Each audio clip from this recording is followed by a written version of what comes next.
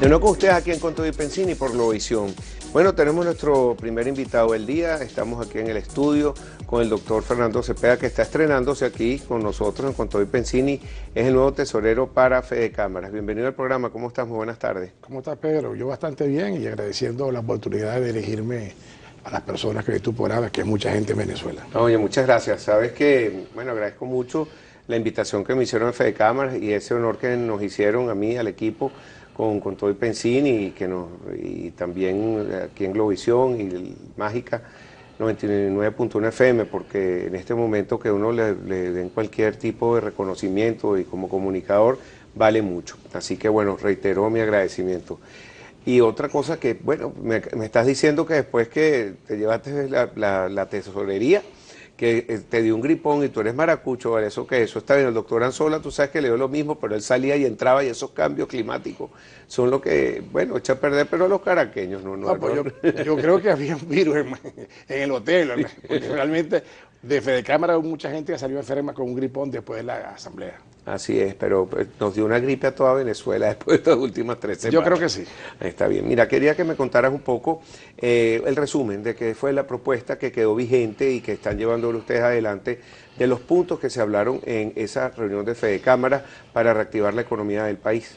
Bueno, realmente sí. El documento principal de esta asamblea fue leído por nuestro expresidente hoy, Francisco Martínez, que habla de los 17 puntos que se requieren para que fueron enumerados por la ONU, que se requieren para que en Latinoamérica y los países del Caribe se dé el desarrollo y se erradique la pobreza a finales del milenio. Estos 17 puntos lo están llevando adelante todavía la nueva administración con Carlos Larrazábal y todo el equipo que ganó. Sí, es una propuesta que tenemos para los próximos 2 años y somos entendedores y copartícipes de esa idea porque entendemos que es la forma y es un plan, un programa bien establecido, bien hecho, donde se prevé qué se tiene que hacer en cada país latinoamericano para salir adelante. Obviamente, dentro de la economía latinoamericana, nuestro país lamentablemente está en las últimas posiciones de desarrollo. Tenemos la inflación más alta del mundo, tenemos la criminalidad por casi 1.000 habitantes más alta del mundo, tenemos un decrecimiento los 3 últimos años en el PIB que se estima que con la caída de este año 2017 esté rondando entre 30 y menos 35%. O sea, hay menos 30 o 35% con la caída del 17 que nos va a llevar a un país que es necesario haber tenido guerras y aparte de eso, que se caiga la economía para llegar a esos niveles de decaimiento en el PIB. Sí, bueno, realmente que los números de la economía venezolana son terribles. Esta semana el Sendas produjo cifras que debería estar produciendo el Banco Central, pero les eliminaron esa posibilidad. Pero ya la canasta alimentaria cuesta más de 2 millones de bolívares y son como 21 sueldos mínimos. ¿Cómo afronta este problema Fede Cámara? Bueno, realmente es un problema que nosotros no somos los indicados a enfrentarlo, que lo tiene que enfrentar es el gobierno nacional. El gobierno nacional debe tener políticas económicas coherentes que le permitan al Estado venezolano salir en la posición en que se encuentra, en la cual estamos postrados desde hace muchos años.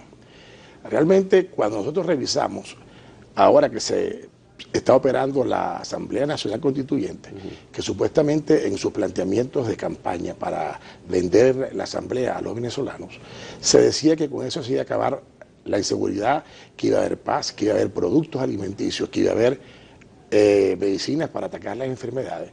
Y hasta el momento lo que hemos visto que la ANC se ha dedicado a atacar básicamente el problema político que tiene el gobierno nacional y no le ha dedicado todavía momentos para analizar la economía. Y yo creo que la posición que tiene Venezuela en este momento, desde el punto de vista de política económica, requiere atenderla de forma inmediata. Para mí era prioritario ante cualquier otro aspecto a tratar en la Asamblea Nacional Constituyente. Claro, ahora que mencionas la Asamblea Nacional Constituyente, esta semana tuvo una entrevista nuestra colega Maripili Hernández con Gerson Hernández. Él es diputado constitucionalista por el sector empresarial y sorprende esa entrevista porque él lo que dice es que van a cambiar inmediatamente todo lo que son las propuestas económicas. Y ella le preguntaba y le decía, pero mira, esta es la peor inflación del mundo, tenemos que meterle el ojo a esto ya. Él le decía que el plan era que ahora antes tenían 200 empresas que estaban exportando, que ahora hay más de 2.000 empresas que están exportando y que con esos fondos, que son distintos a los provenientes del petróleo de la economía rentista, va a salir adelante el país. ¿Tienes algo que opinar sobre esto? Sí, yo creo que número uno, la representación empresarial dentro de la ANC fue, por lo que he podido leer, que realmente no hay mucho que leer sobre ese tema, hay asambleístas o constituyentistas que ganaron con menos de o sobre los 1000 votos. Y tenemos supuestamente 6 representantes del empresariado venezolano en dicha Asamblea Nacional Constituyente. Realmente yo creo, y después de escuchar esa entrevista, yo creo que realmente es lamentable que las personas que fueron seleccionadas, desde nuestro punto de vista, no están mirando el problema más importante en Venezuela. En Venezuela nadie está exportando, y si alguien lo está haciendo, decir que tenemos 200 empresas exportando ahorita en este momento, salvo las empresas petroleras, yo creo que tienen que demostrarlo, pues no las percibo, no las concibo. Lo que sí es importante es saber que el hecho de que mientras en el país no exista una confianza en las instituciones, en el marco jurídico, en la Constitución, que nos permita a los venezolanos y a los extranjeros hacer inversiones y tener la certeza y la confianza de que esas inversiones van a estar protegidas desde el punto de vista legal, de que van a haber parámetros económicos que permitan al empresario poder trabajar, poder colocar márgenes sensatos de utilidad y que la empresa pueda producir empleos para venezolanos y que podamos producir los bienes y servicios que requiere el país. Yo creo que en Venezuela debemos primero pensar en qué hacer para producir bienes y servicios para nuestros venezolanos que empezar a exportar. Yo sé que las exportaciones producen divisas y eso es importante, pero el problema es que ahorita tenemos las empresas venezolanas produciendo, en el mejor de los casos, a un 30% de su capacidad instalada. Eso trae como consecuencia que el 70% de la capacidad instalada venezolana en industria y en empresas de producción no está siendo utilizado. Y eso obedece a las erradas políticas económicas de este gobierno y el que nos antecedió del presidente Chávez. Ahora, ¿cómo se corrige eso? Realmente tiene que haber un diálogo efectivo, concreto, con resultados y con metas específicas entre el gobierno nacional, los empresarios y los trabajadores. Porque no se puede atacar el problema de una forma aislada, ni el gobierno tampoco tiene toda la verdad en su mano. El conjunto de trabajadores, empresarios y el gobierno nacional, que lo que tiene que es dirigir políticas que permitan el desarrollo de las empresas, que podamos ponerlas a producir a plena capacidad y que produzcamos trabajo con salarios dignos para que los venezolanos podemos satisfacer nuestras necesidades y que nos alcance dinero para poder comprar todos los bienes y servicios que requiere el venezolano y su familia. Sí, bueno, recientemente el presidente de Fedecámaras, Carlos Larrazábal, afirma que Fedecámaras siempre ha estado abierto al diálogo, pero que no quieren cualquier diálogo, que tienen que tener una agenda planteada y que con puntos que van a tratar y que tengan ambas partes, tanto gobierno como el empresariado, propuestas. Al regreso me contestas cuál es la propuesta de Fedecámaras y también sobre otras propuestas que se está haciendo, valga la redundancia, que son desde el sector de los motores o el Consejo Nacional de la Economía Productiva. Hay algunos sectores que están funcionando, otros que no, pero para hablar de ese tema. Ya regresamos con más para ustedes. Aquí en Con Todo y Pensini, hashtag Con Todo y Pensini si nos quieren escribir, por Globovisión.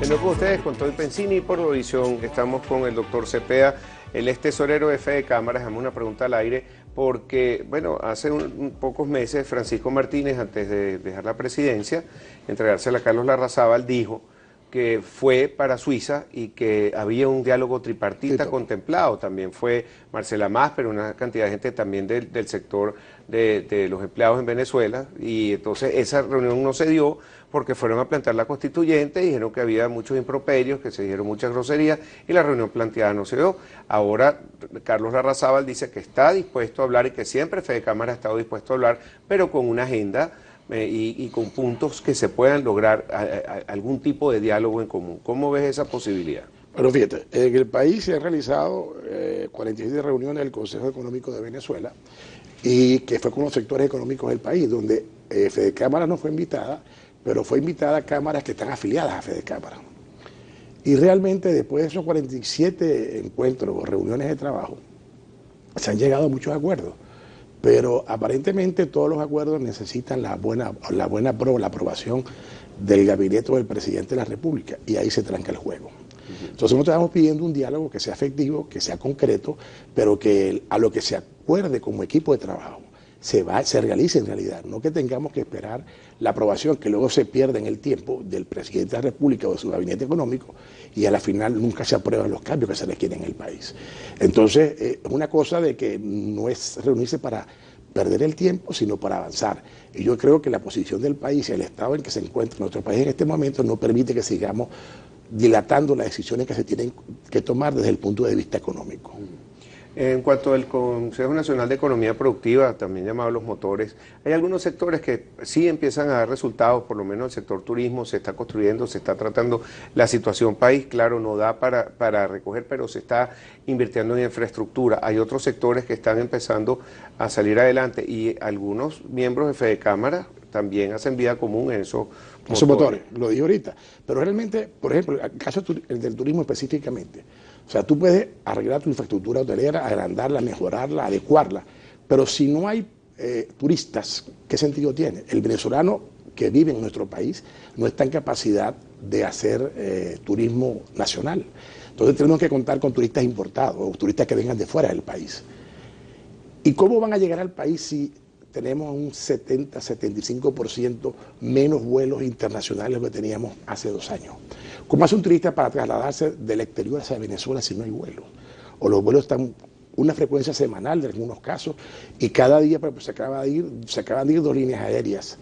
Se fue Avianca y se fue la otra línea americana Delta. Entonces, ¿cómo hacemos para traer turistas si no tenemos vuelos internacionales? Entonces, yo creo que los sectores, en el caso del turismo, no podemos verlo solamente de lo que hemos hecho en el país, que hacen inversiones para mejorar la infraestructura, sino cómo esa mejora es vendida en el exterior para poder traer turistas a Venezuela y que generen divisas para el país. Eso es importante. Otro tema que quería tocar contigo es este problema que surge con el DICOM de la disparidad de tasas. Esto acaba de aparecer de Torino Capital, un informe que dice que la tasa promedio de DICOM es superior a 6.836 bolívares por dólar. Y Torino es de las firmas que tienen más credibilidad en este momento en el país. Él dice que, bueno, que para las personas jurídicas, que sí pasa por las bandas, pero las personas individuales que salen distintas tasas y que lo que se publica siempre es la menor de las 2 bandas que da la inferior, correcto. Entonces, ¿por qué esta disparidad y por qué se habla de 6.836 y no puedo decir el precio del dólar today? Pero el otro está muy disparado por encima de ese. Sí, porque realmente el dólar DICOM, el oficial anda en los 2.000 y algo, pero realmente el gobierno cuando liquida, por ejemplo, a personas naturales, le pueden liquidar hasta $500 cada 90 días. Entonces, cuando esas personas reciben la aprobación y ven lo que le ha debitado el banco por la transferencia para comprar estos dólares o esta moneda internacional, realmente vemos tasas que no están, como tú dices, hay 2 bandas. La de abajo y la de arriba, pero siempre se van hacia la de arriba, nunca se van hacia la de abajo. Y eso potestativo y a libre decisión del gobierno nacional o las entidades que manejan el DICOM. Entonces, de todos modos es una negocio para lo que está la otra. Yo creo que sí, pero realmente hay una distorsión porque si el dólar oficial DICOM está a un precio, ¿por qué te lo venden a otro precio? Y tú no sabes a la hora, porque tú ofertas y pides que te coloquen, pero a la final el gobierno es quien decide a qué tasa te lo está vendiendo. ¿Y cómo está afectando esto al empresariado venezolano? Bueno, al empresariado venezolano, las empresas sí pueden ir a DICOM y tienen un tope de $400.000 por cada subasta, pero realmente no hay la certeza de que esos dólares que tú te ganaste o te aprobaron en esa subasta, tú los vayas a recibir. Ni tampoco sabes a qué precio te lo van a colocar hasta que se dé el momento de la transacción. Entonces es muy complicado tener ese precio, porque la otra cosa importante es que el gobierno, cuando te va a analizar tu estructura de costo, el gobierno pretende que tú vendas los productos que tú fabricas o que tú manufacturas o que tú elaboras a un precio que ellos fijan, pero sin tomar en cuenta todos los factores que intervienen para ubicarse en una estructura de costo. Entonces es muy difícil en este momento, donde la economía venezolana y todas las economías latinoamericanas tienden a dolarizarse y tenemos un dólar que no se puede nombrar, pero todo el mundo sabe por dónde anda. Claro. Tenemos el dólar DICOM, que el gobierno decide cuál es el mínimo, por no decirle cuál es el máximo que te lo va a vender. Entonces, cuando por fin llega la importación, y sobre todo de materias primas, que tú empiezas a producir con esas materias primas los productos que tú elaboras, entonces el gobierno viene y te revisa tu estructura de costo y te dice que ese no es el precio. Claro. Entonces, vender, tiene que vender a pérdida. Entonces, dime en qué país del mundo tú como empresario, como productor, vas a vender un producto por debajo de su costo de producción. Nadie va a producir y va a vender productos por debajo de su costo porque pierde dinero. Y ese no es el sentido. Fíjate el resumen final, la conclusión que llega a Torino Capital. Dice, en resumen, el Banco Central encontró un mecanismo para permitir que el tipo de cambio se deprecie significativamente sin tener que decir nada al respecto. Esto es en la conclusión del informe. Es decir, que tenemos una mega macroevaluación disfrazada. Sí, porque el dólar DICOM comenzó a 600 y tantos, 600 y piquito de bolívares y ya está, tú dices, en 6.500. Entonces, ha habido una depreciación de un 1000%. Entonces, realmente, y nadie se da cuenta porque eso solamente se entera la persona que está adquiriendo divisas a través de la subasta.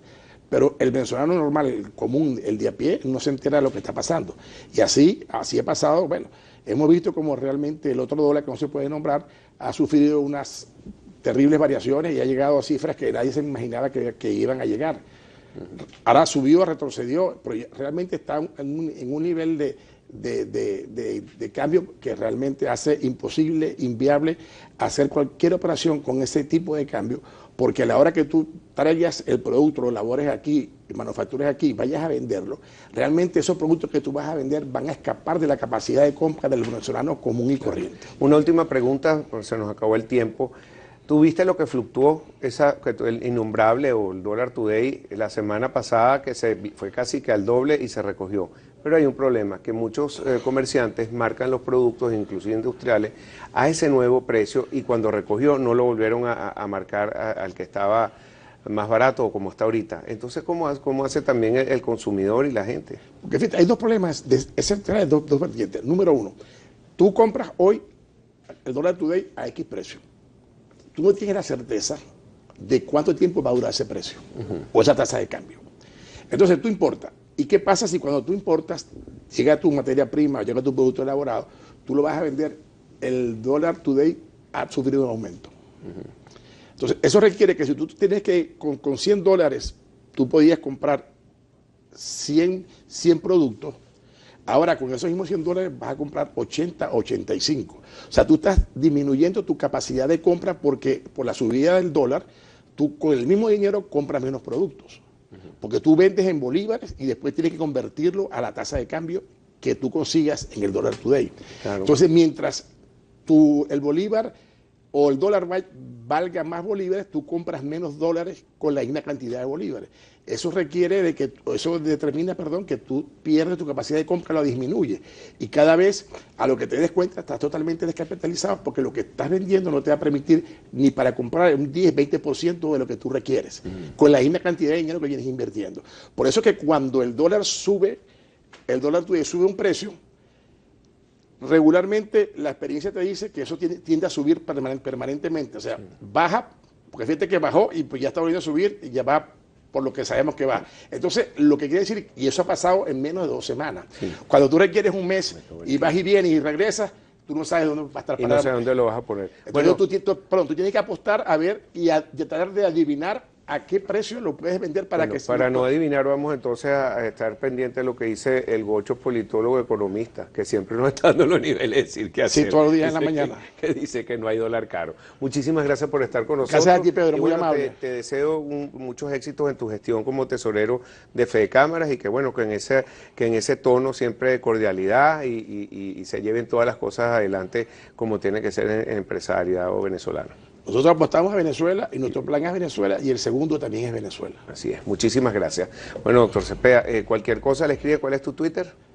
F en mayúscula, Cepeda C minúscula. Ok, ya lo saben, @Fede Cámara y aquí @Pepensini, @Globovisión. Ya regresamos con más para ustedes por Globovisión.